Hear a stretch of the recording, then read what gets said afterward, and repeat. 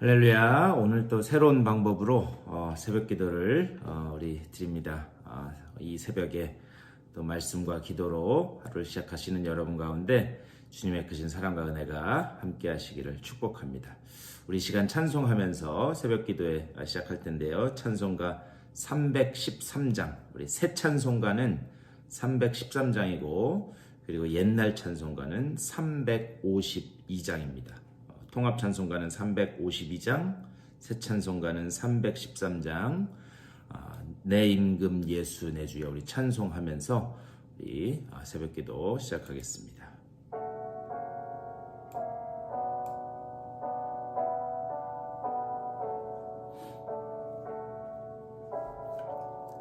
내 임금 예수 내 주여 이 죄인이 주님 앞에 한없는 은혜 받고서 내 생명 모두 드리오니 그 풍성하시는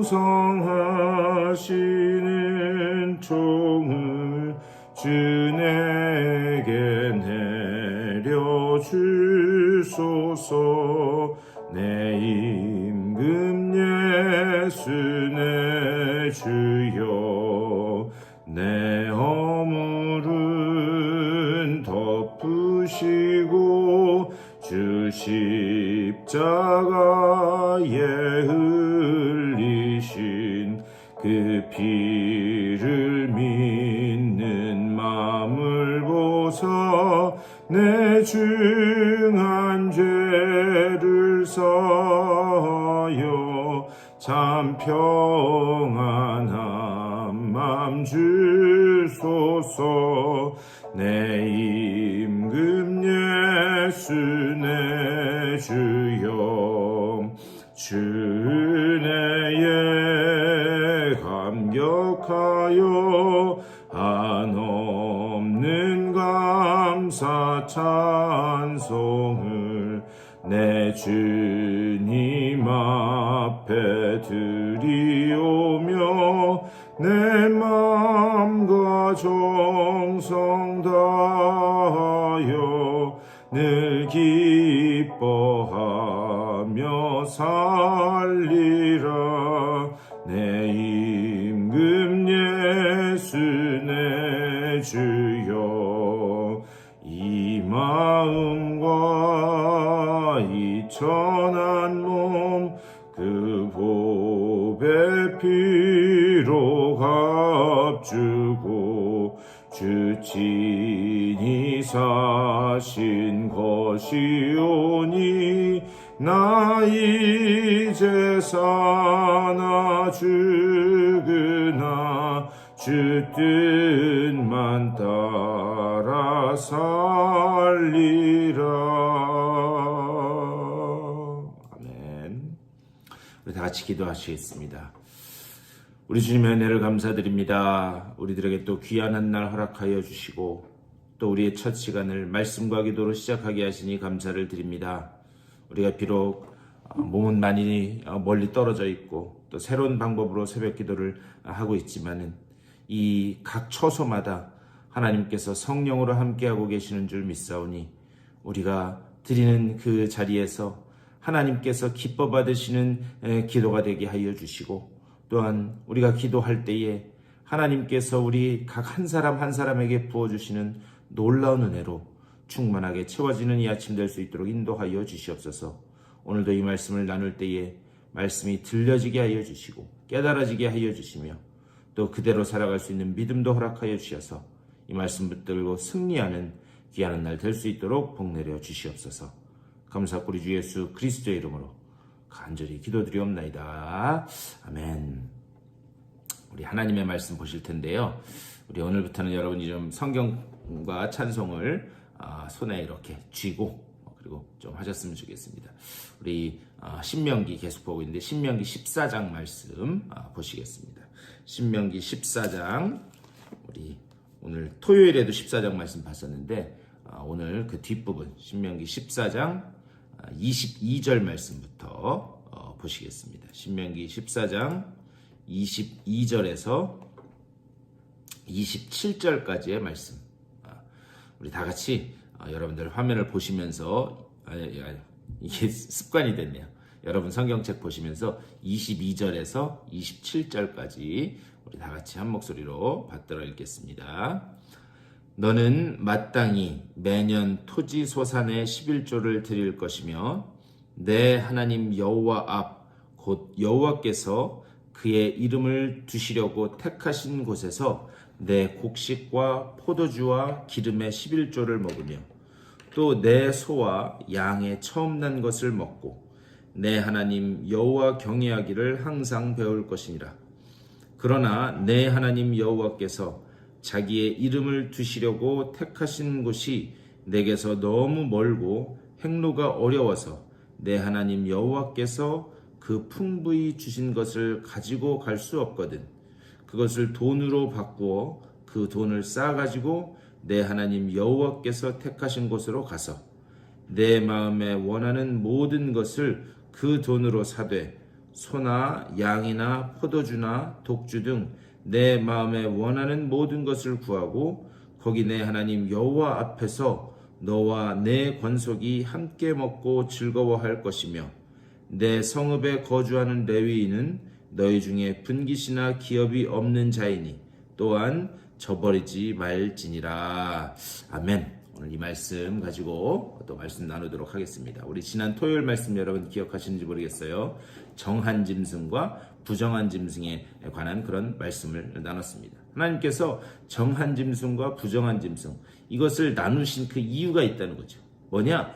너희가 내 백성이 되었다면 내가 거룩하니 너희도 거룩하라. 그 말씀처럼 우리가 하나님의 백성 되었다면 구분되어서 살아야 된다. 그것을 말씀하고 계시는 겁니다.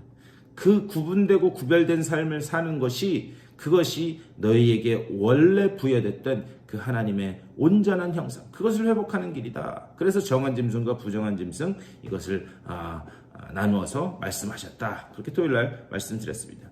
그리고 이제 오늘 이 14장 뒷부분에서는 11조에 관한 그런 규례를 말씀하고 있습니다.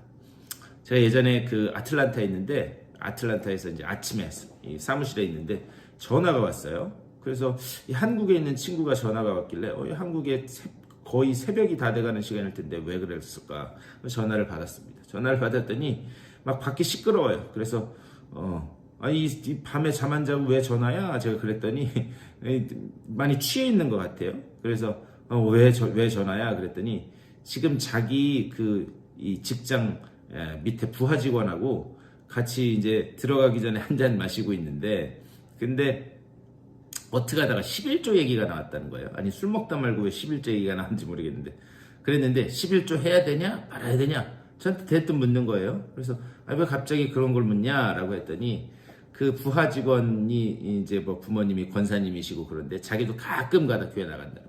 가끔 가다 교회 나가는데 뭐 무슨 이런저런 얘기를 하다가 11조를 해야 된다 뭐 이런 얘기를 했는데 그 제 친구는 교회 안 다니는 친구인데 어디서 또 주워 들은 거는 있는지 야 11조가 율법인데 내가 알기로는 바울이 이 율법을 폐기해야 된다라고 그렇게 얘기했는데 그리고 신약 성경에 11조라는 게 있지도 않은데 왜 11조를 해야 되냐 이렇게 했다는 거죠. 그래서 뭐 이런저런 이야기를 왔다 갔다 하다가 그러다가 내 친한 친구가 목사니까 한번 전화해보자. 그래서 그 친구가 저한테 전화를 한 거예요. 제가 이 술 먹고 있는 사람한테 성경 공부해보기는 또 처음입니다. 근데 여러분 그 질문에 대해서 어떻게 생각해 보시는지 한번 생각해 보셨는지 모르겠어요. 11조가 율법인데 율법이니까 우리가 지키지 않아도 된다. 여러분 어떻게 생각하실지 모르겠습니다. 그런데 사실 우리가 하나님의 말씀을 정확히 알고 있으면 이것은 무의미한 논쟁이다라고 하는 것을 우리는 볼 수 있어요. 왜 그런가? 성경에 반드시 11조에 대한 그 명령과 규례가 있기 때문입니다. 그렇다면 그 명령과 규례가 있기 때문에 우리가 지켜야 한다라고 한다면 그것에 대한 당위성이 있어야 되는데 그 당위성을 위해서는 뭐냐? 우리에게 먼저 신학적인 그런 정리가 필요하다라고 이렇게 말씀드릴 수 있어요. 사실 우리가 하나님의 말씀을 깊이 잘 들어보면 11조는 이 율법이 아닙니다. 그냥 율법에 쓰여 있을 뿐이지 그것을 율법이다라고 그렇게 말씀드릴 수 없어요. 왜 그런가? 이미 율법 이전에 창세기 14장 말씀 보면 거기에 11조에 관계된 그런 말씀이 등장하고 있습니다. 이 11조는 아브라함에 의해서 먼저 시작됐습니다. 그 스토리를 이렇게 보면 아브라함과 롯 둘 다 소유가 많아져서 서로 소유를 나누기로 합니다. 그리고 소유를 나누기로 하는데 이 롯은 자기 눈에 보기 좋은 소돔과 고모라 땅을 선택하게 됩니다. 근데 여러분 한번 생각해 보셨으면 좋겠어요. 내 눈에 보기 좋으면 다른 사람 눈에도 보기 좋다라는 것. 그것은 인지상정입니다. 그렇기 때문에 그 소돔과 고모라는 늘 전쟁의 위험이 도사리고 있었던 것이에요. 아니나 다를까 당시에 이 주변에 있던 나라들이 소돔과 고모라를 공격해서 그래서 롯과 그의 재산, 가족까지도 싹 다 포로로 잡아갑니다. 그런데 이 이야기를 아브라함이 듣게 돼요. 그래서 자기 집에서 기른 이 318명의 병사를 데리고 가서 롯도 구하고 그리고 그의 가족들까지 재산까지도 싹 다 가지고 또 거기에 더해서 이 탈취물까지 전리품까지 그리고 가지고 오게 됩니다. 그런데 이 당시 문화는 어떤 문화였는가? 어떤 사람이 전쟁이나 이런 거에 나가서 승리하고 돌아오면 그러면 주변에 있는 사람들이 나가서 환영하면서 맞이해주는 그런 문화가 있었습니다. 그래서 두 왕이 아브라함이 돌아올 때 두 왕이 이 아브라함을 맞이하는 것을 볼 수 있어요. 이게 창세기 14장 17절부터 19절까지 보면 그 이야기가 나오는데 여러분 오늘 시간을 내서 창세기 14장 말씀을 한번 다시 자세히 읽어보셨으면 좋겠어요. 그래서 창세기 14장 말씀 거기 보면 그 두 왕이 마중을 나오는데 그 두 왕 중에 한 명이 누구였는가? 멜기세덱이었다 그렇게 말씀해요. 그런데 이 멜기세덱은 어떤 사람이었는가? 멜기세덱은 하나님의 높은 제사장이다 이렇게 기록되어 있습니다. 하나님의 높은 제사장이다. 근데 여러분 이것도 한번 생각해 보셨으면 좋겠어요. 전쟁을 이기고 돌아오는 그 아브라함의 그 마음과 심리 상태가 어땠을까? 아마 의기양양하고 어깨에 힘이 잔뜩 들어가지 않았을까 생각돼요. 왜 그런가? 자신이 기른 사병, 그 사병을 가지고 정식 군대를 다 이기고 그 다음에 노획물까지도 가지고 오는 거였어요. 그래서 아마 의기양양했을 것이다 그렇게 생각해 볼 수 있습니다. 그런데 그때 그 아브라함을 맞는 멜기세덱이 이런 이야기를 합니다. 창세기 14장 19절 말씀이에요. 그가 아브라함에게 축복하여 이르되 천지의 주제시요 지극히 높으신 하나님이여 아브라함에게 복을 주옵소서 이렇게 말씀해요. 여기에서 천지의 주제시요 지극히 높으신 하나님 이 말은 뭐냐? 만물의 주권자요 만물의 주인이시오 라고 하는 그런 의미입니다. 뭐냐? 하나님께서 아브라함에게 승리를 주셨는데 그 승리를 주신 분은 누구신가? 천지의 주권자이시다. 그것을 이야기하고 있는 거예요. 그런데 사실 이 말을 자세히 우리가 잘 들어보면요. 이 말의 그 의미는 본래 의미는 어디 있었는가? 어깨에 힘이 잔뜩 들어가서 그래서 자기가 얻은 승리 그것이 내 전략과 전술과 이런 것 때문에 얻었다라고 그렇게 어깨에 힘이 잔뜩 들어가 있는 이 아브라함에게 오늘날 표현을 하면 귓방망이를 한 대 때리는 것 같아요. 어깨에 힘 빼! 정신 차려! 이와 같은 그런 이야기입니다. 무슨 말이냐? 야, 지금 네가 얻은 이 승리는 네가 얻은 내게서 나온 것이 아니라 하나님이 주신 복이다. 그 이야기를 멜기세덱이 이런 식으로 이야기합니다. 정신 차려라. 그런데 그때 또 다른 그리고 난 다음에 20절에서 14장 20절에서 이렇게 말씀합니다. 너희 대적을 내 손에 붙이신 지극히 높으신 하나님을 찬송할지로다 이렇게 말씀해요. 여기서 찬송한다 바락이라고 하는 말. 그 찬송이라고 하는 말의 그 원래 뜻은 뭐냐? 우리는 찬송 그러면 하나님을 높이고 하나님을 노래한다 이렇게 생각하는데 물론 그 의미도 있습니다. 그런데 그 찬송한다라는 말과 동의어 이 바락이라는 말에는 어떤 의미가 있는가? 무릎을 꿇는다, 감사한다 라고 하는 그런 뜻이 있습니다. 다시 말하면 뭐냐? 찬송이라고 하는 것은 근본적으로 그 의미 속에 하나님 앞에 감사하라라고 하는 그 말씀이 담겨 있다라고 하는 거예요. 그러니까는 지극히 높으시는 하나님을 찬송할지로다. 무슨 말이냐? 너에게 승리를 주신 하나님 앞에 감사하라. 그 이야기를 듣자마자 아브라함이 아주 이 정신이 번쩍 들게 됩니다. 그래서 어떻게 하는가? 자기가 얻은 노량물의 전리품의 10분의 1을 드렸다. 이렇게 기록하고 있어요. 이 말씀이 왜 중요한가? 이 말씀이 중요한 이유는 11조의 근본 정신에 대해서 말씀하고 있기 때문이에요. 11조는 무엇인가? 11조는요, 감사하고 무릎 꿇는 거예요. 그것은 율법이 아니라 감사하고 무릎 꿇는 것이다. 이 모든 것이 주님이 주신 복이고, 그리고 주님으로부터 왔습니다. 이것을 인정하는 것이 11조다. 이렇게 말씀드릴 수 있어요. 이것을 놓치면 안 되는 거예요. 물론 11조가 율법에 들어가 있기는 하지만 11조는 율법 그 이상의 것이다 라는 것을 우리가 놓쳐서는 안 됩니다. 마치 이런 거예요. 10계명 5계명 중에 뭐라고 되어 있는가? 내 부모를 공경하라. 이것이 옳으니라. 이렇게 기록되어 있어요.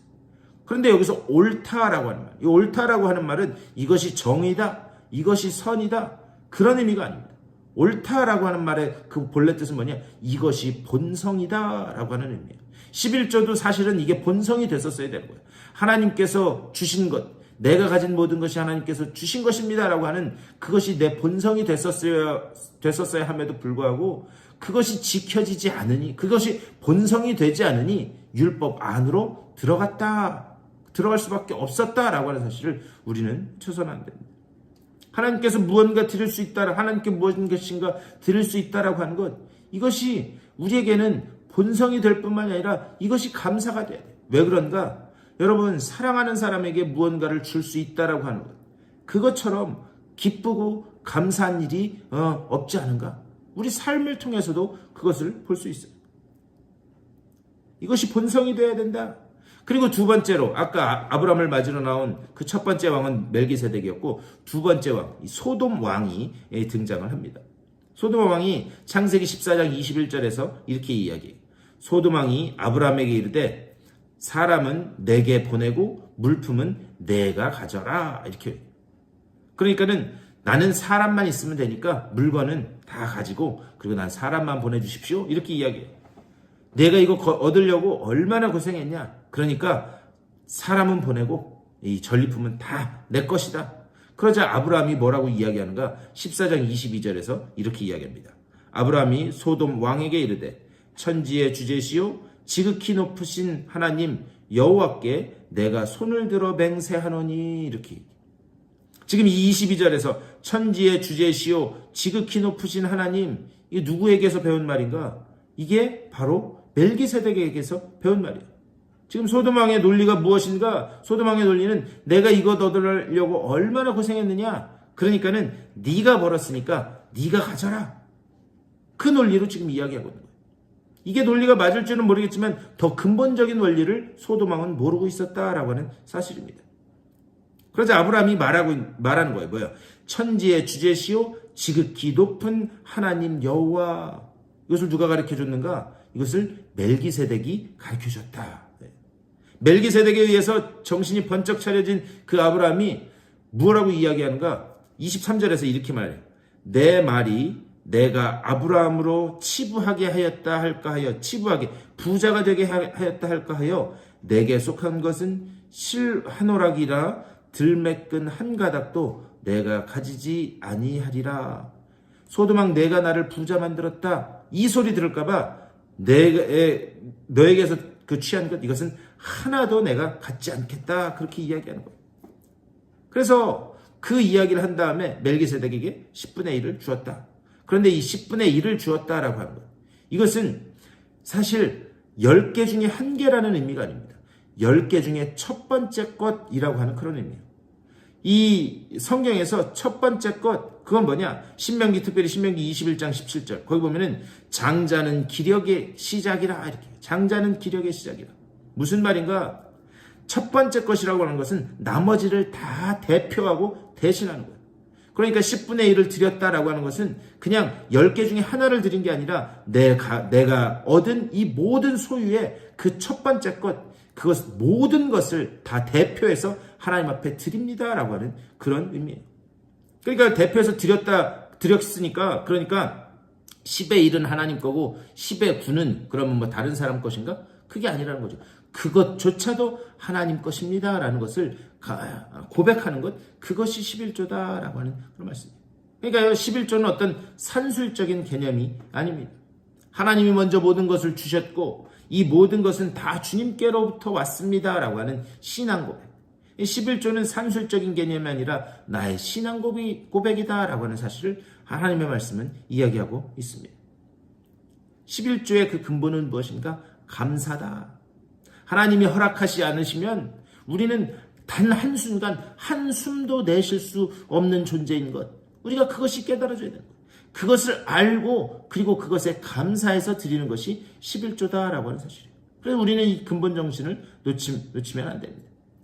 하나님은 항상 우리에게 좋은 것 주시려고 해요. 항상 좋은 것 주시려고 하는 그 하나님 앞에 하나님, 이 모든 것이 다 주님께로부터 왔습니다. 그것이 우리의 이 감사의 마음이 11조 속에 녹여져서 하나님 앞에 드려져야 된다라고 하는 사실을 말씀하고 있어요. 오늘 이 아침에도 말씀을 생각하면서 기도할 때 그렇게 기도하셨으면 좋겠어요. 하나님, 내 삶 속에 모든 것 하나하나가 다 주님께로부터 왔음을 고백합니다.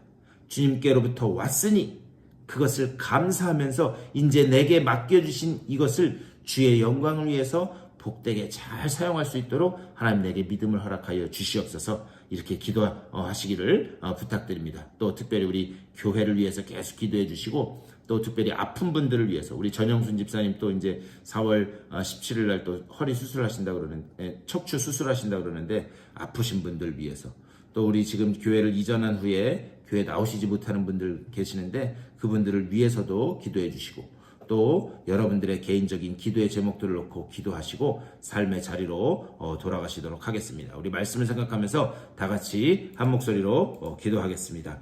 주님의 크신 사랑과 은혜를 감사드립니다. 주님의 그 놀라운 그 은혜 가운데 아버지여 온전히 우리가 하나님의 말씀을 온전히 쓰기를 원합니다. 아버지여 우리가 온전히 하나님의 말씀 가운데 서서 하나님께서 인도하시는 대로 아버지여 순종하며 나아가게 하여 주시옵소서. 다만 간절히 간구가 없기는 우리의 마음속에 모든 것이 주님께로부터 왔습니다. 아버지여 모든 것이 아버지여 주님께서 주신 그 은혜 안에 있음을 아버지여 우리가 믿고 고백하고 나아갑니다. 온전한 아버지여 감사가 우리의 모든 주님께 드리는 그 헌물 속에 아버지여 우리 주님 앞에 드리는 제물 속에 온전히 담겨 있을 수 있도록 주여 인도하여 주시옵소서. 주님의 그 은혜가 우리 가운데 있음을 기억하게 하여 주시고 항상 주님은 우리에게 좋은 것 주시려고 하심을 우리가 깨닫고 아버지여 주님 앞에 감사함으로 나가게 하여 주시옵소서. 아버지여 이제 우리에게 새로운 성전을 허락하여 주시고 또 주님 앞에 예배할 수 있도록 인도하여 주시니 감사를 드립니다. 새로운 사명을 부여하여 주신 줄 믿사오니 주님께서 부여해 주신 그 새로운 사명을 가지고 온전히 기쁨으로 감당하며 나아가는 아버지 우리 모두가 될 수 있도록 인도하여 주시옵소서. 주여 또한 우리에게 주어진 그 주변의 환경에 아버지여 여러 또 주님을 알지 못하고 주님 앞에 나왔다가 돌아선 이들 그들 생명들도 있는 줄 믿습니다. 우리가 그분들 한 번 한 번 찾아가 그분들에게 전도하고 말씀을 전하고 그분들을 주의 전으로 불러 모으는 일에 우리가 사용될 수 있도록 주여 인도하여 주시옵소서. 주여 또 특별히 육체의 질병으로 고난받는 이들이 있습니다. 아버지여 한 번 한 번 주님 찾아가 주시고 치유의 광선을 비춰주시사 아버지여 주님께서 온전히 치유하시는 귀한 역사가 나타날 수 있도록 주여 복내려 주시옵소서. 하나님이 새 힘을 허락하여 주셔서 나와 주님 앞에 나와 건강한 육체가 가지고 주님 앞에 예배하며 나아가는 그들 모두가 될 수 있도록 주여 인도하여 주시옵소서. 오늘 하루도 말씀과 기도로 하루를 시작하는 주님의 귀한 백성들 주님 한 분 한 분 찾아가시고 그들 가운데 하나님이 온전히 아버지여 주시는 그 용기와 능력 가지고 온전히 설 수 있는 아버지 오늘도 주님 안에서 은혜 가운데서 승리하는 귀한 날 될 수 있도록 주여 붙잡아 주시옵소서. 하나님의 놀라운 영광만 드러나는 귀한 역사가 나타날 수 있도록 주여 붙잡아 주시고 인도하여 주시옵소서. 주님